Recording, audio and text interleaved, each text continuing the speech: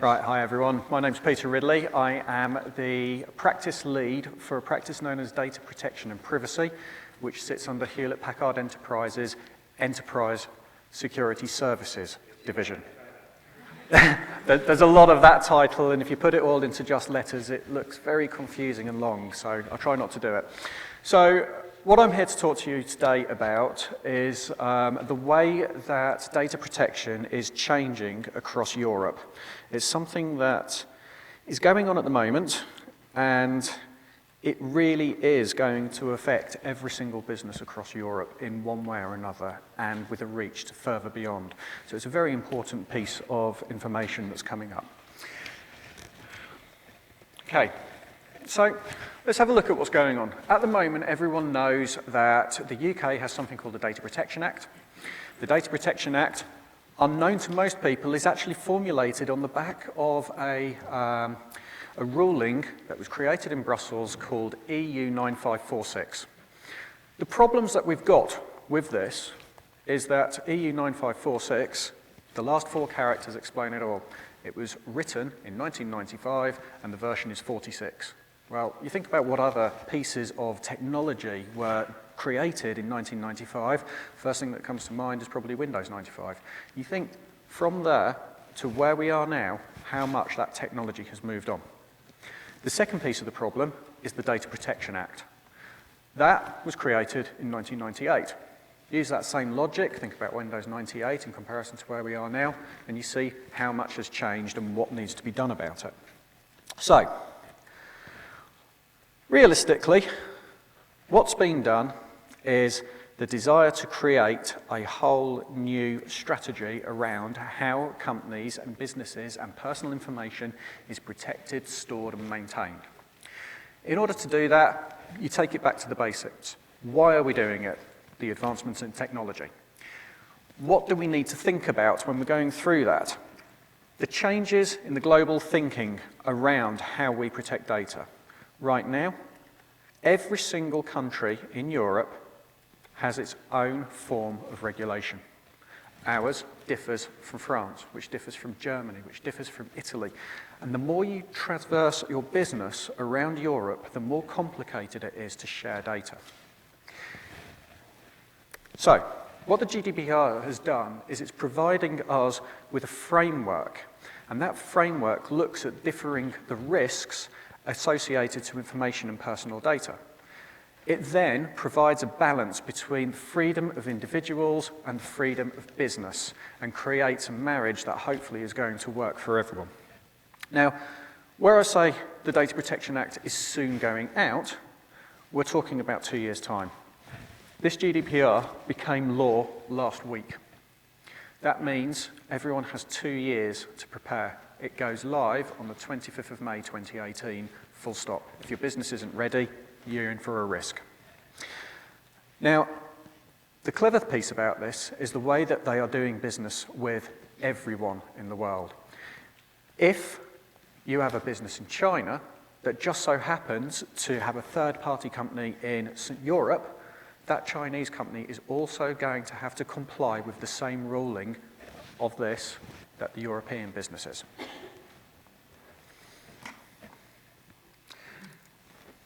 Okay, so there's three areas that are really making this up. There's the trends around the market, the business, and then the actual business problems themselves. So I'm not going to read this off. I hate people that stand at the front and just read PowerPoint slides.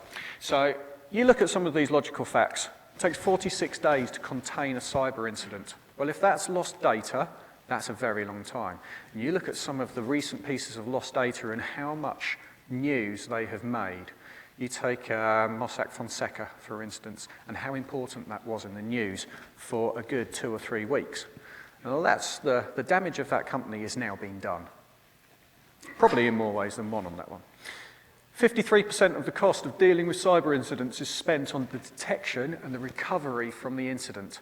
Doesn't say anything there about the fines, just detection and recovery. You move over to the business trends, take a couple from this one. Malicious insiders cause the most costly cyber attacks. It's not the highest proportion of attacks that actually comes from outside threat.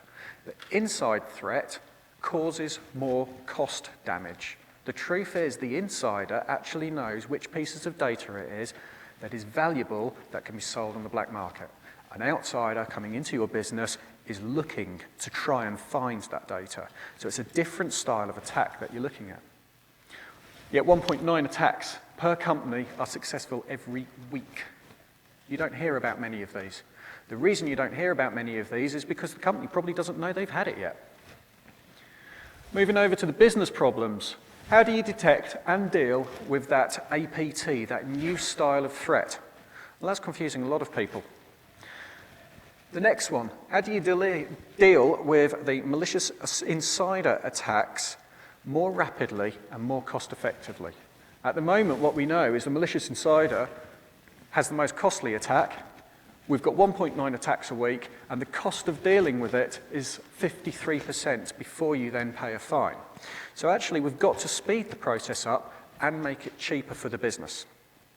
And the last and logical one is, how do you stop that business from being disrupted and damaged by legal actions following the cyber attack? That's the third part, 53% plus the legal action. What happens facing the customer's data? Just looking at, slide's not moved on, got two machines going here, at local authorities around the UK. And we keep it on the same principle, the business, the market, and the business problem. Local authorities commit 4 data breaches a day. A lot of these come from NHS, a lot of these come from police forces. But in general, it's all local authorities. And you look at the amount of breaches over 3 years, over 4,000.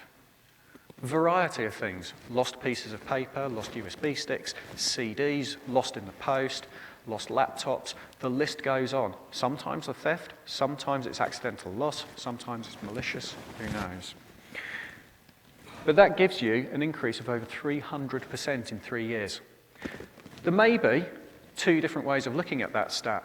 You might actually look at that stat and say, well, it's a little bit on the false side, because a few years ago, people weren't that interested in data breaches. It didn't really make the news. You can only go back 3 years and you see that things started to become more important and more prevalent in the market around this. So it might be that there's more announcements now. It might be that it's not increased 300%, but the situation's always been that bad. The business trends of it. More than 400 instances of loss or theft, 197 mobile phones, computers, tablets, mobile devices of some kind. I would imagine, looking around this room, this type of amount of people, at least 60 to 70% of you have lost a phone, a USB stick, or something in your time. Now, if you do that in a company, things are different. It's actually more painful these days. 628 cases of that, information being inappropriately shared via email, fax, or letter. The irony is, one of the biggest criminals behind the loss of information is Outlook. Because if you have 6 Michaels in your address book, and you just press Michael, Control K, it chooses the first one in alphabetical order. If you're not looking at what you're doing, it's very easy to make a simple mistake.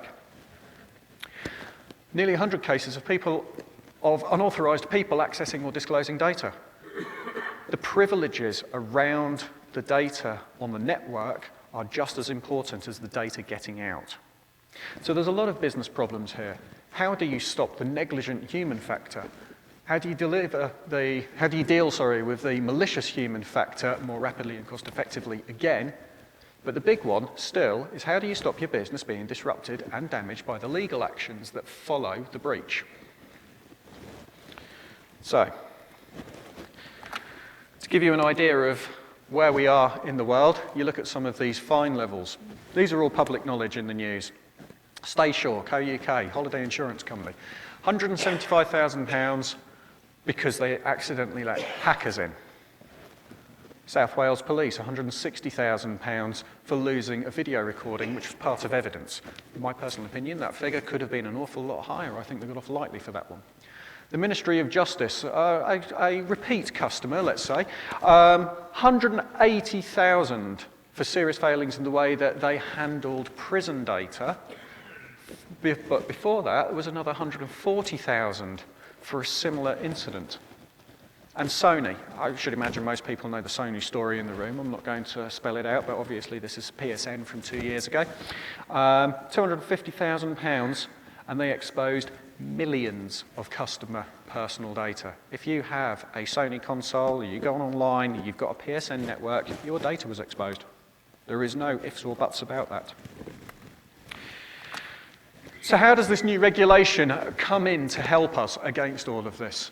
For a start, it's a single law for the whole of Europe. We're getting rid of all these data protection acts all over the place and these different styles of rules. What we're doing is going down to one very straightforward rule that has bigger fines and sanctions, but at the same time will allow business to operate better. There are a lot of benefits of doing this, and it also replaces things, as I say, like the 9546EC, which is very outdated these days. As I said earlier, as of last week, this is now law. We have 2 years to prepare for it. All those laws that we currently have, like the Data Protection Act, have those 2 years left. On the 25th of May, they're shut down. If you are not in compliance by the 25th of May, no one's going to come knocking on your door to ask. The idea behind this one is your business knocks on their door and offers everything to say, we comply. That's a lot of evidence. And in 2 years, to get ready for the law of this size is going to take a lot of doing. The challenge behind it, on that first one in May, if you're not ready and they send an audit in and you fail the audit, you'll get away with it once. That's it. After that, you fail a second audit, you're going to be fined. If you've missed anything, you're going to be fined. There is no way out of that. These regulations really are going to hit everyone and anyone across all businesses, all companies, not just in EU, but anyone that works within EU as well. So, let's look at some of the high-level, straightforward obligations of this rule and things that we need to understand very easily. So the whole piece of GDPR is about openness and transparency.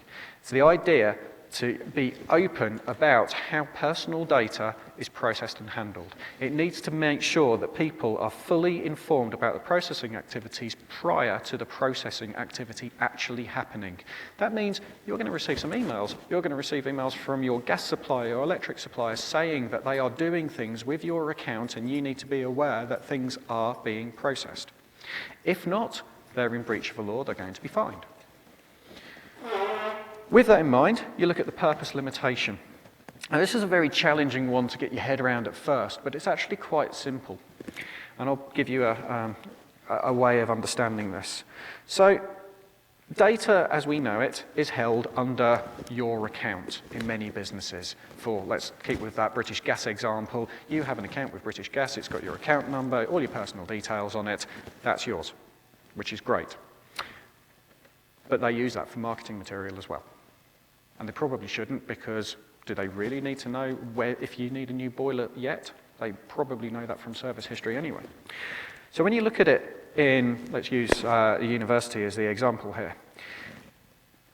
If you were to process data for the provision of education, does that mean that that data is acceptable for recommending to try and sell someone a car? Logic says the data's roughly the same. It's your same name, it's your date of birth, it's your address. But because it's got a different use needed, it's incorrect data. They have to poll for the whole thing again. That has benefits. One of those benefits is minimization, because only the essential data is needed now.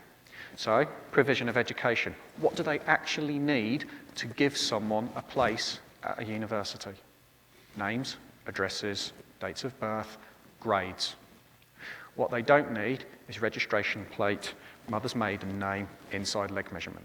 So they're not going to be asking for that anymore. They're not going to be asking for anything that is not important to them. It also helps accuracy.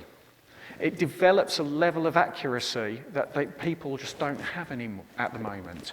And on top of that, the individuals that are actually processing the data now need to ensure that they have mechanisms in place that prove the accuracy of the data they are working with. If there's anything there that is not accurate, There's no more of this holding on to someone that's 99 years old, yet he's actually 16. We have to change it straight away. If inaccurate data is used, a company can be fined. So things change immediately now. Massive benefit, the storage limitation. Now that we've got to a position where we're telling people they can only keep data for as long as it is absolutely necessary, all the companies are getting a large amount of storage back. Every single company out there, and we're talking about big data here as well, is collecting data and collecting data. Well, actually, that's going to change a little. We're not going to be selling so many hard disks in HPE anymore. We're going to actually be looking at the data that's on your current hard disks and seeing if we can whittle it down. And then the integrity and confidentiality behind this.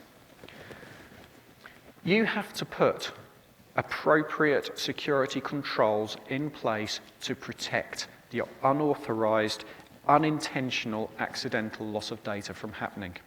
No longer are you going to be able to say, we've had a breach, sorry about that. That's gone. If you apologize for having the breach and you've done nothing about making sure that a breach can't happen in the first place, the fine is going to be really big.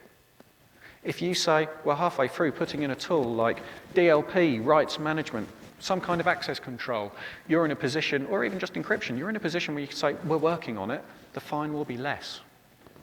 So long as you can show some kind of proof. And at the same time, accountability. As I said earlier, there's no requirement to register yourself with your regulator anymore. What we're going to do now is you, as a company, are going to send information to a regulator and say, hey, we comply with this law. If you don't do it, someone's going to be knocking on your door asking to see the books.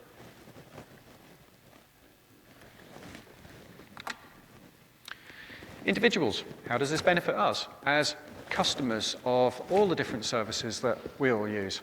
It gives us more information for a start. Less is more in the GDPR's eyes.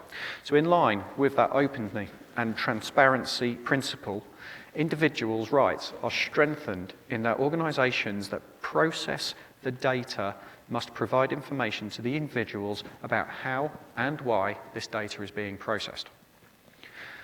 We have a benefit from portability. And I'm going to use the British Gas thing again because gas suppliers get changed all the time. Let's go from British Gas to Scottish. The day you switch is the day British Gas copies your account details over to Scottish. It's wrong. Why do British Gas need to keep it? What are they going to do? Send you a letter, say, please come back? You don't want to go back just yet. You've only just switched. So they now aren't allowed to copy your data over. They now have to move your data, delete it from their own system. Now that changes the way an awful lot of businesses control data. And a key one that, if anyone's heard of GDPR, has probably read about this in the news, the right to be forgotten.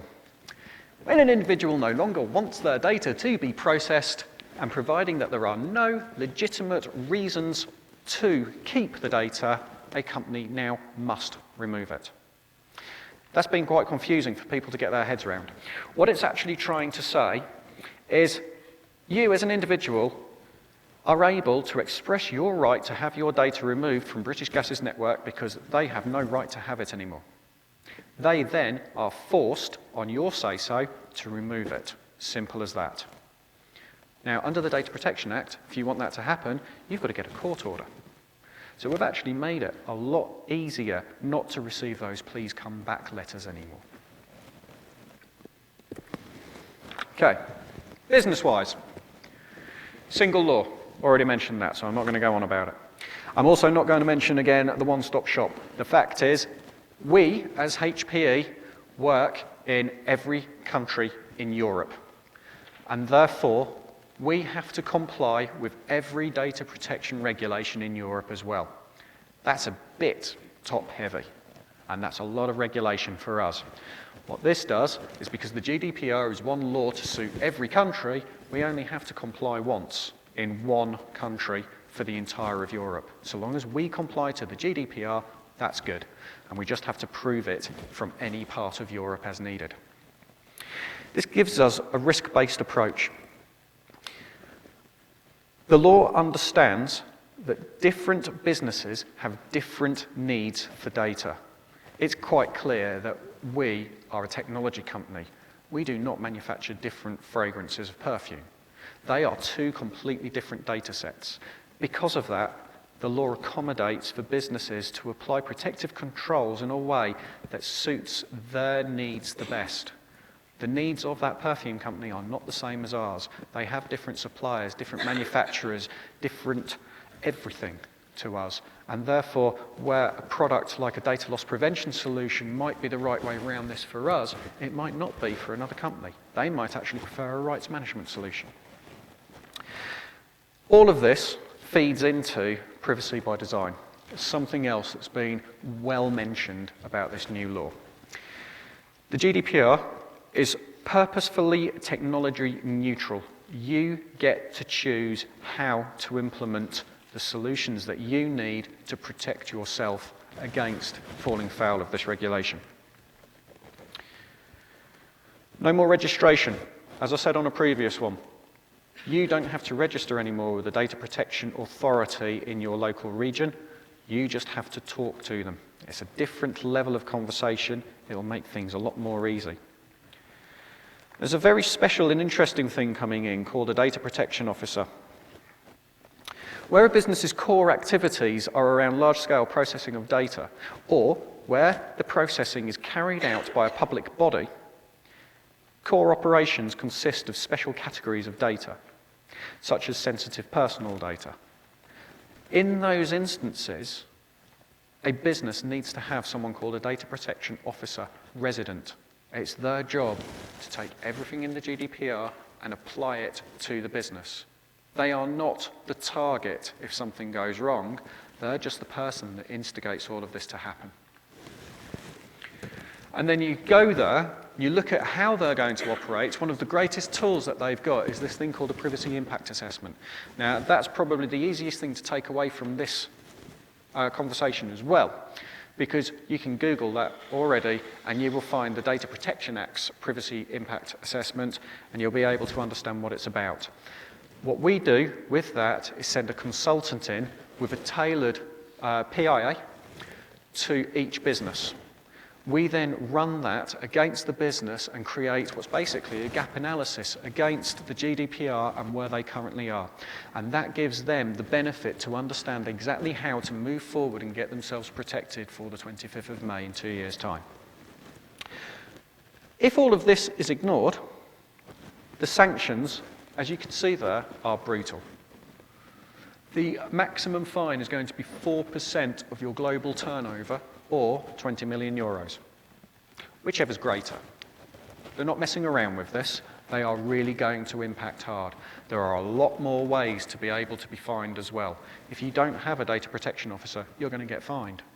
That's a perfect example. Every single piece of this is up against the money. So, how does HP look at this? So, I don't know if one of my other colleagues has shown what we call the CRA yet, but basically Enterprise Security Services, the division of Hewlett-Packard Enterprise that I am in, has a tool within security for everything. As you go through that, you can see that basically it's separated out into multiple teams.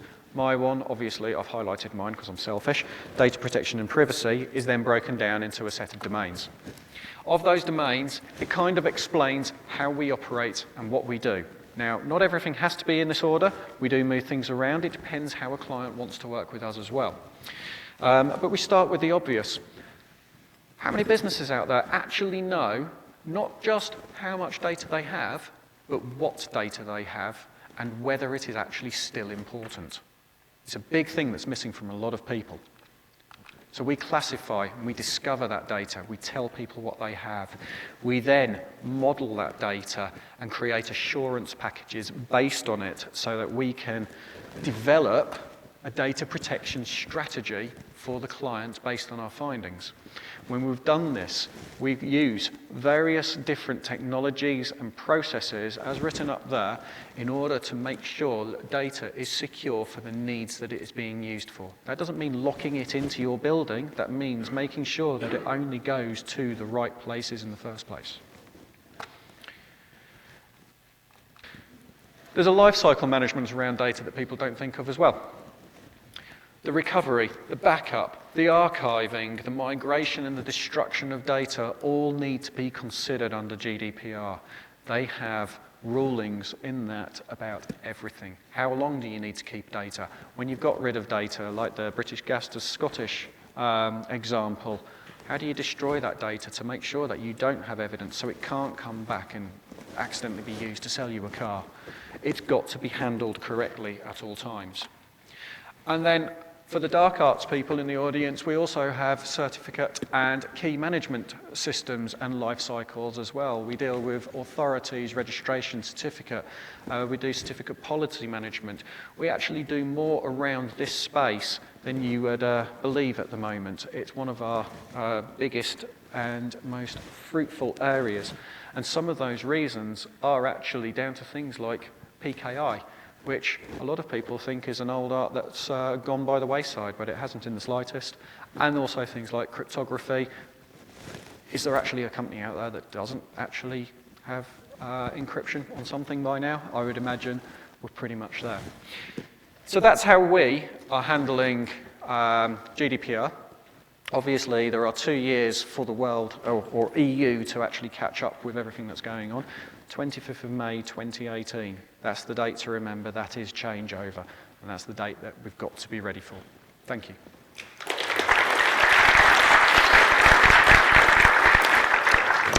Well, I congratulate Peter for making data protection sound understanding, compelling.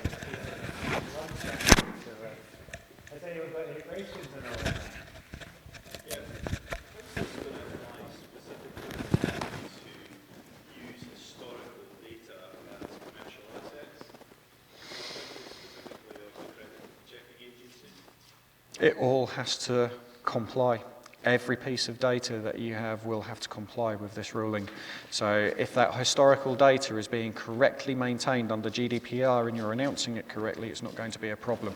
The biggest trick is securing the data in your environment rather than worrying too much about how the ruling's going to affect you. However, if you have historical data for a gas account that's 6 years old and no one's used it in that time, why do you still have it anyway? It's about changing business policies as well. Do you think any companies will actually make a conscious decision to start tidying up and storing less data? They already are. They already are. I think one of the things that a lot of people or a lot of companies that go into the large-scale projects like data loss prevention and rights management do understand is they are not easy things. They are slow projects to put together. The longest project that my department's done was well over 2 years because it was a particularly large client. Now, if we're talking about global companies with high concentration in Europe, you've got very technical implementations to consider. They take a long time, however you look at it. So it's well worth any company that needs to get an understanding of this to start looking at it very early. The lady in the white shirt there. Look. You talked a lot about how it applies to businesses, but does it also apply to clubs, societies, and less formalised organisations? Pretty much anything. Pretty much anything. There is a limit on the data. I'll have to check when I go back downstairs, so come over to the stand, but I think you've got to have 6,000 personal information records on your system. As simple as that. So, yeah, your local gym, if it's part of one of the large UK-wide ones, is also going to have to comply. Yeah. You talk about the data protection officer. What training or competency is required for them, and is that available? Yeah, there are already 2 dedicated training courses in the wild for data protection officers to be able to go in with a certificate to say they are capable of doing the job. Both of them are in the region of about £3,000 each. They're not cheap things at the moment, and they're very oversubscribed. But I can get you the names later on. This is also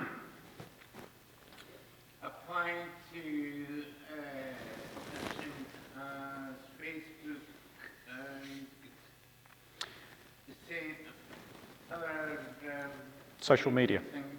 Yes. Yes.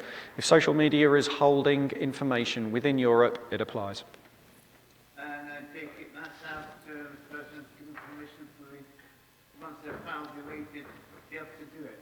Yes.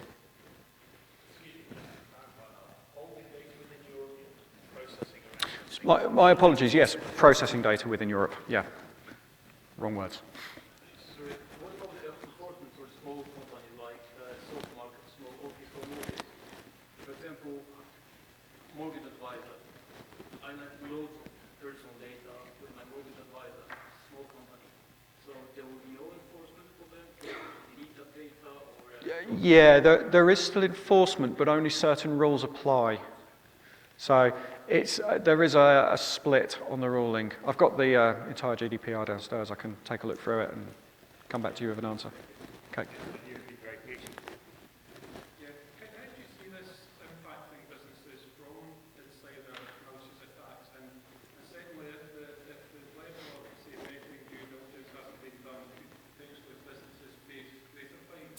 Well, you have no real choice now. So there's something in there called the breach notification window, which gives you only 72 hours from identifying the breach to actually announcing to the public the fact that you have been breached. And that announcement has to be very exact about what's been lost. There's no longer a moment where you can go, we seem to have an attack, we don't know what it is yet, your records, we don't know if they're safe or not, out the window. You have to be, within just 3 days, completely clear about what you are providing. If you are not, you're going to get fined. So you're going to see a lot more clarity, you're going to see a lot more actual incidents happening. Because of that, the idea of adding technology into the network to stop the breach from happening in the first place is going to become more and more prevalent over the next 2 years. And you're going to see a lot of businesses looking to data security techniques. And so a company running a short-term contractor, for whatever reason, they don't do the necessary due diligence. Someone goes out, this employee contractor leaks information out there. Is the company potentially going to be liable for, a significant fine if they don't do it within that time frame, or? Yes. Yeah. Yep. Basically, if there's a way to say yes to the fine, it's definitely going to be a yes. That's the way it works, yeah. And the lady in the black top there. Hi. So what about companies that use like data analytics and targeted advertising? So how does that work with like, if you're on a search engine, you're putting stuff in and then another company then uses that to then advertise something to you? Is that something? It's going to change that piece, but as to how it changes it, we don't know, because at the end of the day, the data analytics companies could actually say that it's justifiable for their business that they have your data. And we don't know just how lenient the ruling's going to be around that, and we won't until the law actually becomes enacted in 2018. One last question before we let the queue for lunch die down. How envisage that the businesses who would like to escape this regulation, what would they do? Move out of Europe. You said that this law only applies to businesses who are processing the data within Europe, that they can just acquire another business from in a foreign country. Well, yeah, so if we were to take an Australian business that just so happened to have a third-party company in France that it did business with on a regular basis, the Australian company has to apply to this EU law. The law has become so powerful around the globe that we've actually got to a position where China, Singapore, Russia, and I think it is Australia, are all actually looking at this law to develop their own modernizations of data rulings right now. If it's the other way around, then the law still applies. That's correct. Yeah.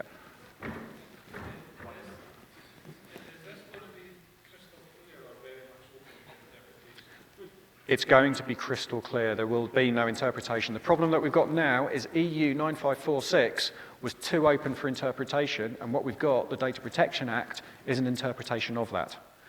We don't want that anymore because all of Europe got messed up because of it. So we're taking all of that away. It's one regulation, full stop. I think we should thank Peter again for Okay. your